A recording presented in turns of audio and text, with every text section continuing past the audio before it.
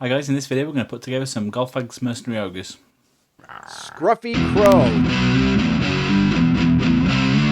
That is some nerdy shit right there, buddy. I like that. Okay, so I picked these guys up from months of eBaying, and unfortunately they are not complete.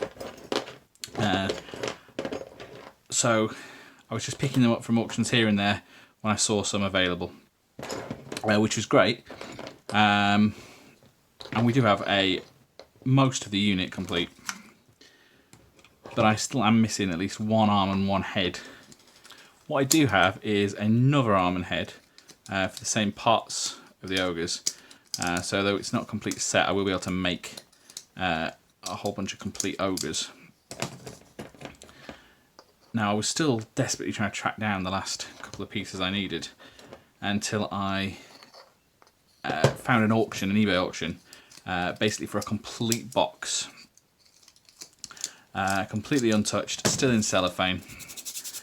So I now have a complete and utter full set. Well, as far as I know, as I said, the box is still in cellophane. But something about having that in that box is kind of making me not want to open it. But it also means I'm not as worried about trying to collect this full set. So I'm just going to get these guys glued together so we can use them in some games of Oathmark. So these guys are going to go on these 50mm MDF bases. So in a few cases here, I've got 2 copies of the same model. So what I'm doing is I'm just looking at them as closely as I can and work out which one's the best casting. And I'd say this one. This one's got the crisper details in this case. And there's 3 done. Okay, so that's these 3 complete, and that's where we run into trouble. So I have this guy, but he's missing a head, and the drummer, but it's missing a left arm.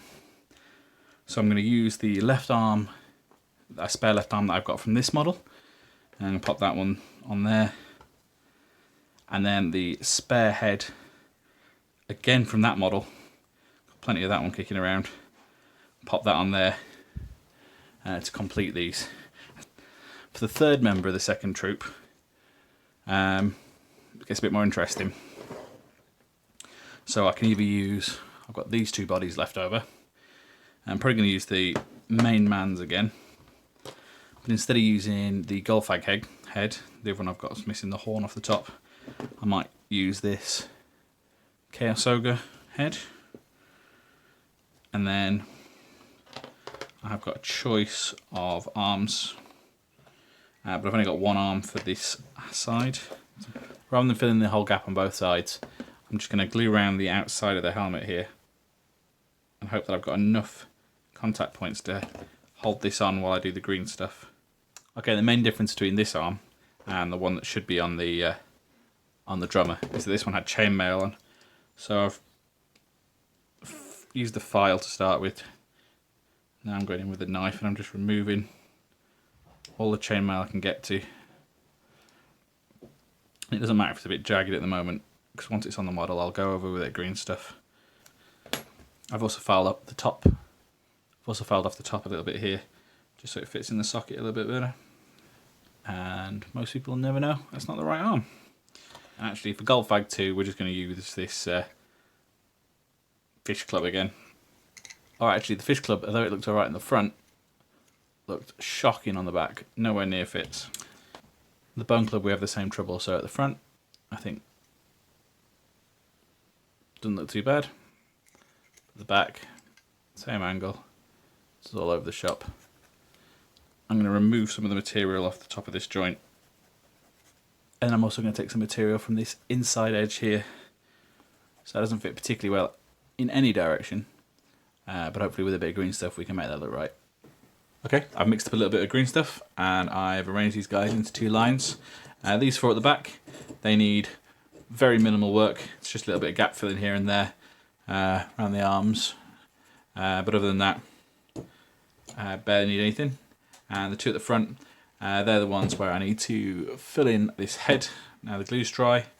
Fill in this arm, because that's obviously the incorrect arm. I need to do a bit of work on it. And on this one, we just need to cover up where I shaved off all that chainmail. So I'm going to start with a ball of green stuff in the middle there. I'm going to use the metal tool to get as thin a coating over the scraped up part as possible. Okay, rubber tool again, and use this just to smooth everything down.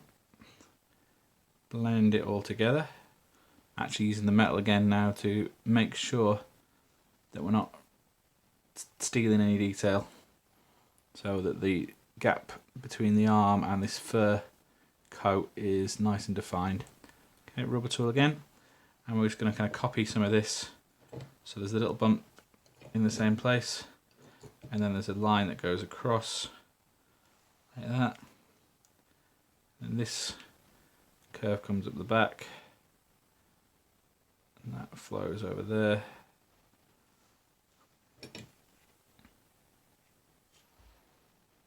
On the front it's pretty much smooth, so that's easy.